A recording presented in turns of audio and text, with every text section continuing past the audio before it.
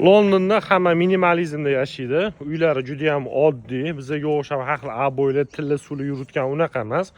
Hamma narsa minimalizm. Patologlar bizga o'xshab 5, 5,5, iloj bo'lsa 6-7 metr emas. Uylari juda ham shinam, ya'ni qulay, o'zi uchun komfort qilib qo'ygan. Ya'ni hamma narsa mehmon uchun degan narsa yo'q. To'yxona, sarpa suruv degan narsa yo'q.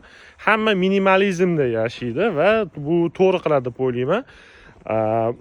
Keyin qolgan payt sayohatlarga chiqishadi, dunyo ko'rishadi. Bu dunyo ko'rish insonni ancha dunyoqarashini kengaytiradi va bu to'g'ri qilishadi.